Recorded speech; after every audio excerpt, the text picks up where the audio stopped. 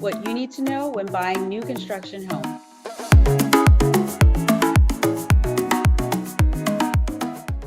I'm Jemea A Kingsby at Miami_real estate, and I'm so excited to kick off the new year with a real VIP in my life, a licensed professional engineer, entrepreneur, owner of Optimum Home, Kansas City, a father, a husband, and my big brother, Rashima Kingsby. Welcome, Rock. What's going on? Nothing much. How you doing, Jemea? I'm good here in sunny South Florida. How's Kansas City right now? It's about 9 degrees Fahrenheit, so it's sunny, but it's not that warm. I tell you that. Oh no, I can't deal. I do not miss that cold weather. I really appreciate you taking the time to share, this with my audience, your knowledge, and provide some pointers, like from your perspective as a longtime professional in the real estate industry. Well, I'm actually happy to be here. This is something obviously that's near and dear to me, and is very important for individuals to know. Yeah. Let me share something with you. But this information is from the US Census Bureau. This is from 2017. So this right here is the median value of assets for households by different asset types. Again, this is from 2017. Okay. So they'll break down different things. Individuals have checking accounts, they have equity in their home and vehicles, real estate properties, 401 and whatnot. Okay. But the main thing here is once you look at these totals, you can see here, this is the net worth. So this is an individual household net worth and median value. And then this line right here, this column, takes that net worth, but they exclude the equity in a person's home. Oh. So you can see on average, the median average here, when you look at the total, this right here is about a difference of about 70,000. Yeah, 70,000 short. Individuals' net worth, the majority of that, the bulk of it is coming from owning a home. Absolutely. That is, or having the equity in the home. So this is about 70,000. It makes up their net worth. You can look at different ethnicities. You can look at it from a different demographic. They have right down here the age of the householder. As you keep scrolling down, it went to individuals with various levels of education. If they finished secondary school, if they only did high school, whatever.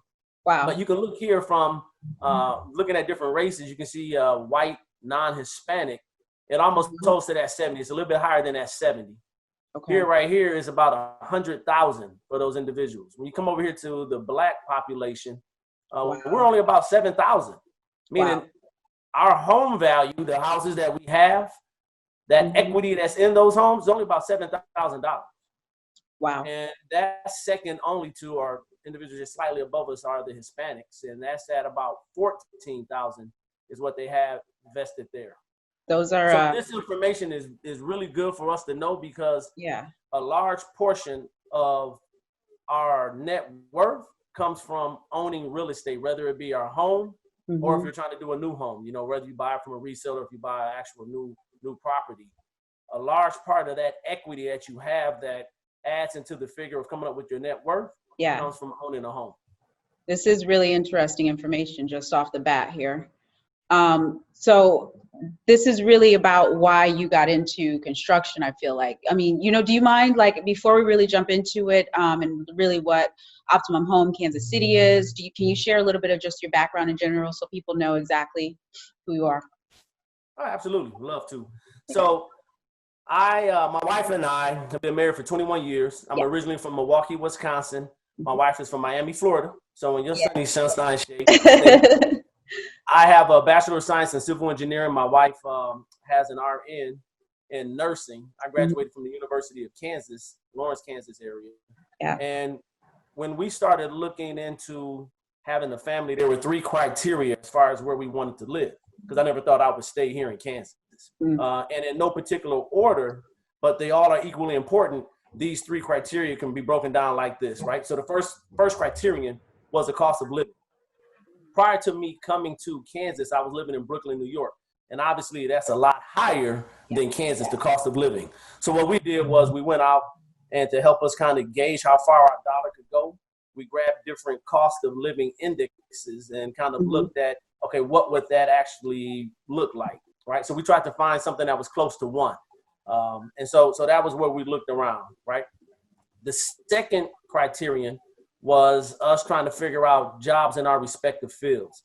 And so should something happen, God forbid, we would have the flexibility of being able to segue into another company that offered similar services, right?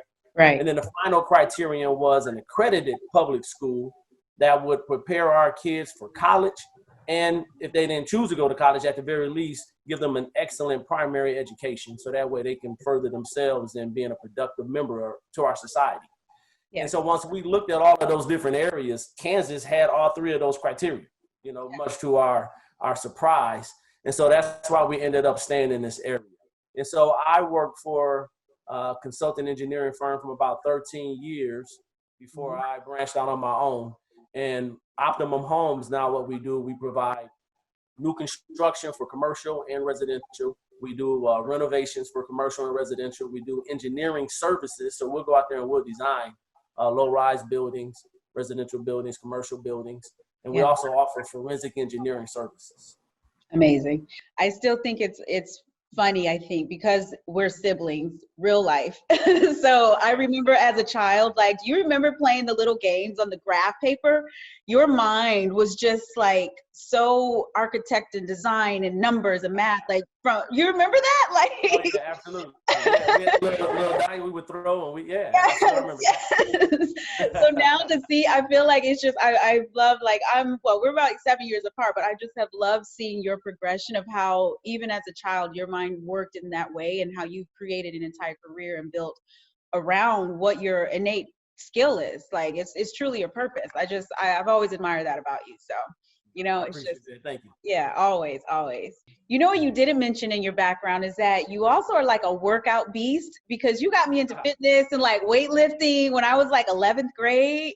Like, that beast mode though has kept me fit, healthy for like 20 years. It's a whole lifestyle. I look up to you for it. Like, right. So, Marvin Gaye, he's saying in Trouble Man, right? He said there's only three things that's for sure: taxes, death, and trouble. Right? So he's right on all three of those, spot on. So one way that I found that kind of helps slow the Grim Reaper advance is working out. So that's why I try to implement that in my daily regimen. And so far it's paid off, and definitely paid off. It pays off. You don't look your age. I'm not going to call you out in public, but black don't crack. It's not crack. All right, perfect. So let me ask you, when someone is considering new construction over a pre-built or used home, essentially, what are the benefits of buying new construction?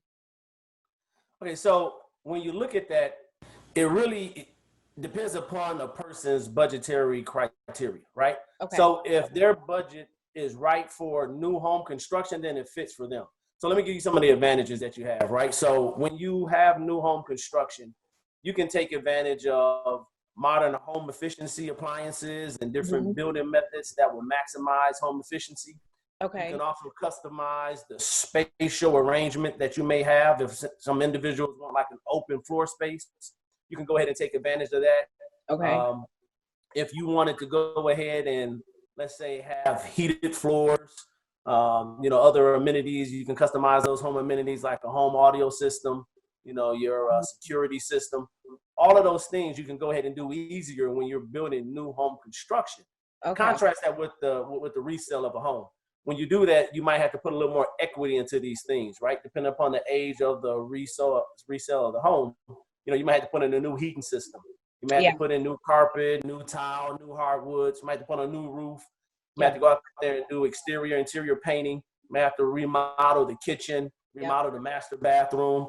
For comparison, like in our area, if you were to do a remodeled kitchen, that'll cost you about $20,000 to $40,000. If you're going to go ahead and do a master bath remodel, it starts around $15,000. So it really depends upon a person's budget, right? If they can go ahead and afford the new home and get things like they want, then by all means, go ahead and jump in there. But if it's easier for a person to go ahead and maybe start here and then sell the home after the equity builds up, and then use that equity to buy them a new home and get what they want, then they can go ahead and do that.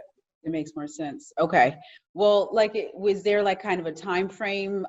Is there an average, I should call it, an average time frame based on the size of the home if they're trying to get into that? Yeah, so new home construction in this area, because I know that you have individuals across the entire globe, maybe you're in the Florida area, I'm here in Kansas, but so our local area it really depends upon the style of home that you're buying or that you're building, right? You may Okay. build a ranch. A ranch takes a little bit different time frame to build than a two-story. Or if you have a reverse, it's a little different than a 1.5, right? Or those are almost similar. But the thing it falls upon, it depends upon is the square footage and the style of home that you're building. But on average, in our local area, you're looking at anywhere from 8 to 10 months to build Okay. a new home. Right Okay. now, you can go back maybe 5-6 years ago. That time frame was about 6 to 8 months. Same home, same square footage, same style of house. So you may be wondering, well, What changed? Yeah. Right. Exactly. The difference there, main thing is you're at the mercy of your subs. So they're so busy, so it takes a little while for them to get over to your property, and so that pushed it out about 2 months extra Okay. that you're adding on to. Okay. Now, when they're working, say the buyer is getting financed for the new home, they're not paying out of pocket, you know, but what do you have like ballpark, what type of upfront costs they're looking at? Yeah, so as far as what the cost may be, I can't say exactly what that would be, but there's Okay. different things that they will have to do first. First thing you have to do is you have to get specifications, plans, elevations, and details, or simply put drawings. So they have to go out there and secure drawings. Okay. And the individuals that they go to get the drawing is typically an architect or a designer. Okay. So they will have to go there, talk to them and say, hey, here's what we want to build. Here is the approximate price range, and the designer or the architect, they'll know, okay, if you want to build a 2-story with so much square footage, here is what that budget would typically cost in this area. So the best thing is, I would say, get a local architect or a local designer. You Okay. can go online and you can buy one of these plans off of the internet. And while that's fine, the problem with that is they may have different material on there that may not hold up as well. Like, let's say where you are, you have a lot of salt in the air. Yeah. So they may have different kind of materials, and out here they're saying go ahead and build with this material, but that salt may be a little bit more corrosive to the type of material that they're showing on that particular plan. So when you get a local architect or a local designer, they're taking all these things into consideration. Okay. And they're saying, okay, yeah, here's the type of material that you want to put on there, right? And so that's kind of the first thing. So you'll have the upfront cost and the cost of plans. And depending upon how extravagant it is, you can pay anywhere from $1,000 to upwards of $5,000 to $10,000 just for plans. Wow. Right. Wow. Then the other thing you need to know is where you want to build a home. Mm-hmm. And the reason why you need to know that is because that will constrain, right? You'll have different constraints on how big you can get that property. Plus you have lot costs. So once you figure out the lot, you know the size, that will go ahead and tell you based on the different easements that the city or county may have. Yep. Wait, let's explain easements. Not everyone knows exactly what that is. As far as the easements, break that down just so. Fair enough. Great question. Great point. So an easement is simply saying a setback. They'll say, hey, the city has so much of the property, even though it's yours. Yeah. They have to run utilities and other sidewalk, everything. Yeah. Yeah, they have different things that run through there. So they'll say, hey, we're going to need about 10 feet that you can't go ahead and put your house can't be anywhere closer than 10 feet, 20 feet, whatever. You have to have a setback, right? And they'll have this on all sides. So you'll have a setback in the front, you have a setback in the rear, and then you'll have a setback on the sides. Now the sides, even though they may have like electrical or, your sanitary sewer that's running in there, the main purpose for the side setback is for fire, right? So if you have a house too close and one catches on fire, they'll have a certain safe distance that theoretically the fire shouldn't jump. Hopefully it's not too windy or something so that embers won't go over there and light the other home on fire. But that's the reason why you'll have these setbacks. So it's important to know your lot size and then the lot cost. So that's your second upfront cost. And a lot of times individuals, they can roll that lot cost into the actual cost of the home. But you can say, let's say your home, the construction cost is, let's say $250,000, but the lot is $100,000. So now you can see that will affect the final cost of your home. You could build that same home anywhere and the lot may be $50,000. Yeah. So knowing the lot cost, that is the only thing that will vary, but your cost of building that home shouldn't vary that much. You may have like local taxes or something that may adjust it a little bit, but for the most part, the cost of constructing that home is set. But you just have that varying cost of the lot cost. So those are the basic 2 upfront costs that you'll have. Okay, those are really good. Are there any like financial incentives for using like a builder's preferred lender? Like when you're talking about the price of the lot, then you've got the price of the actual building of the home. Like any incentives, you as a builder, a general contractor in that sense? So not always. I think Okay. the biggest thing that you have is that you have a smoother transition Mm. working with that lender and working with the builder's preferred lender. Here's why I say that. The preferred lender that the builder knows, they will have a working relationship. So they will understand how this builder builds, how his subs need to be paid, right? They'll know from previous jobs, hey, I need to do a draw request monthly.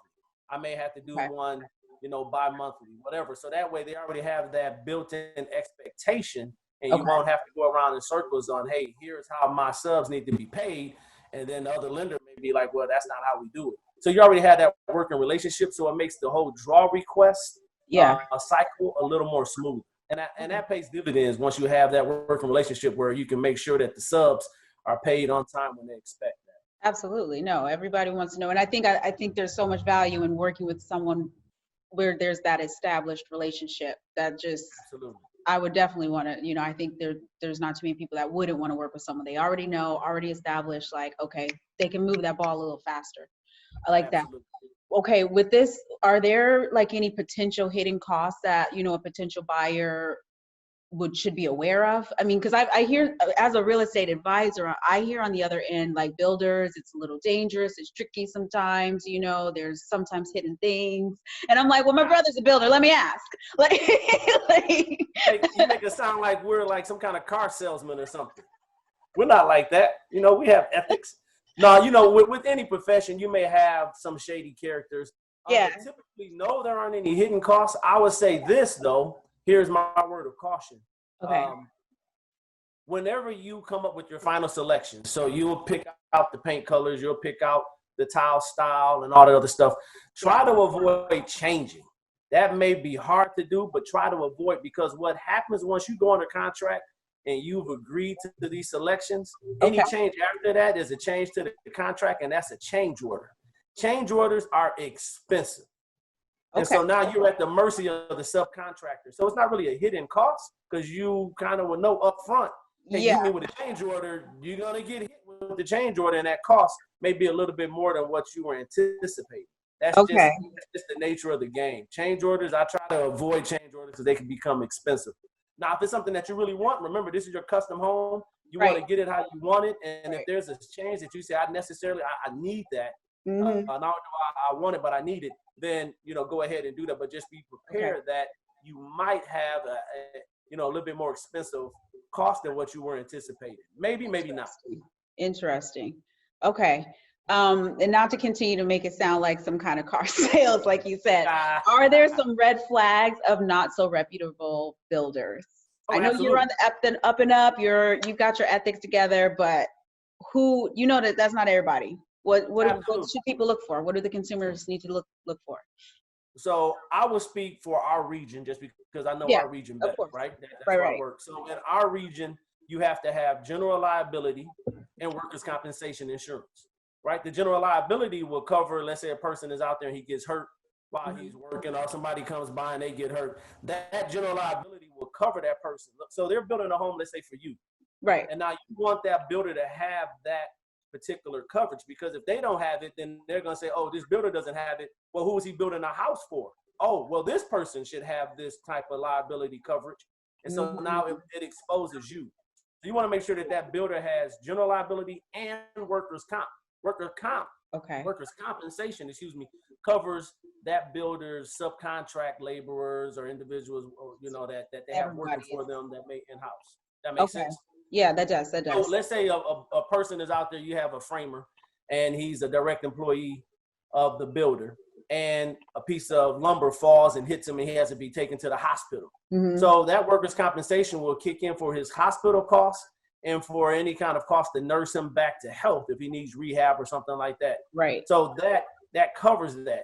If that builder doesn't have that, general liability and also workers' compensation, I would say run away from it, because now you are putting yourself in too much exposed risk. Another thing that's good to have is builder's risk insurance. Are you familiar with that term, builder's risk? No, I have no idea. So builder's risk insurance basically covers the materials that are used for constructing the home. So it basically covers the cost, the construction cost of the home.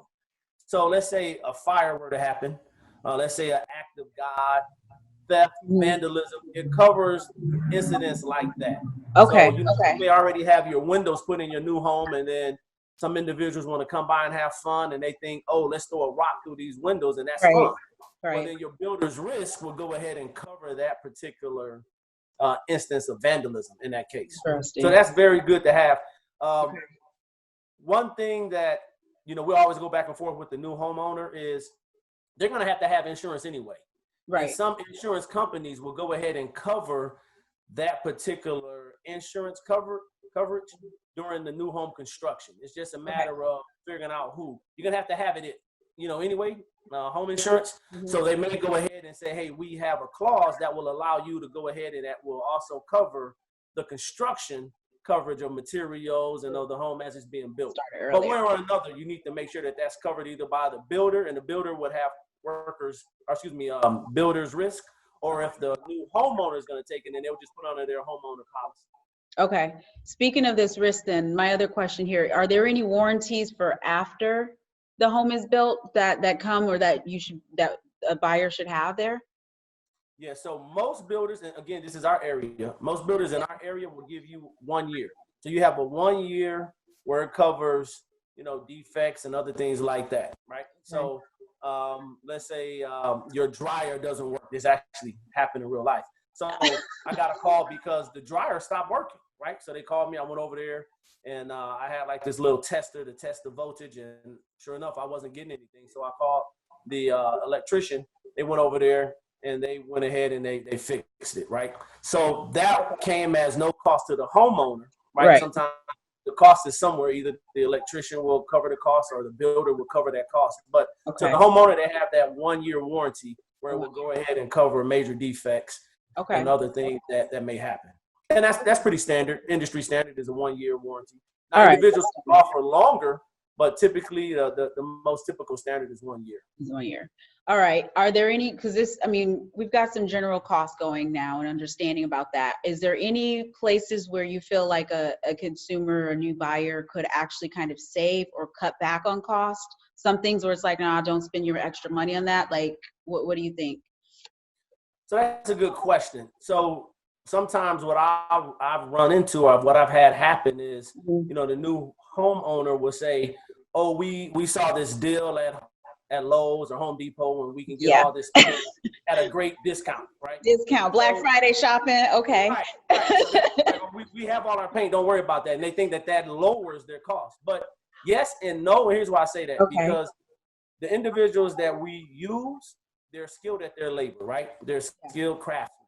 And so they have material that they know how to work and how it should properly behave. And so that includes the installation phase. So let's use paint, for instance.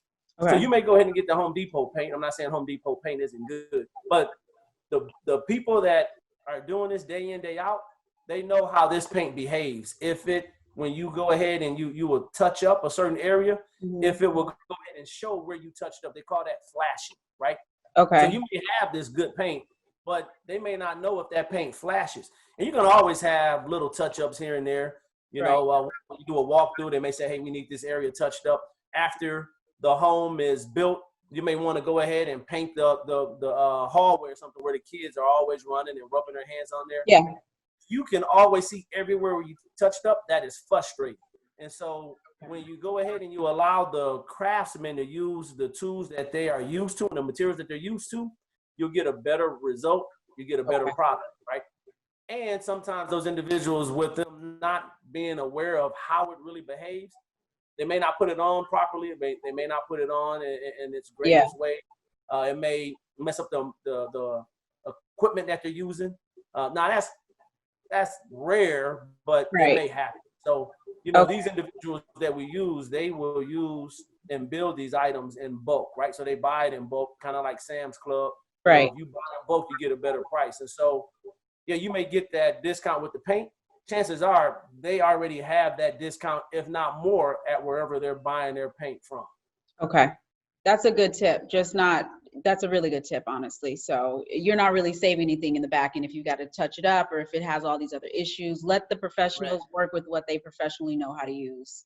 Exactly. And they can go ahead and they can attest to the results of it. They can say, hey, here's what we always use, and we know that this will afford you this particular ease of usage. Excellent. Rock, this was really great information. You know, I know everyone will be able to find some great value to it. And if people want to know more or inquire about how to hire you directly, I know you're in both the Kansas and the Missouri. You're licensed in Kansas and Missouri, right? What's the best way to contact you? You can contact me via phone or email, or you can go to our website. What's your info? So my phone number is 913-667-0648. And then my email is rkingsby@ohkc.com. And that's spelled RKING like Greg, S like Sam, B like boy, Y like yacht at OHKC. So that's Oscar Henry KC, OHKC.com. And that's just short for Optimum Homes KC. I will have all of that contact information below for everyone. Again, this is Rashima Kingsby, my big brother. And thank you so much, Rock, for joining me and sharing everything with my audience. And be sure, you guys, to like and show some love. I am Mia Miami _real estate, a real estate advisor here in sunny South Florida.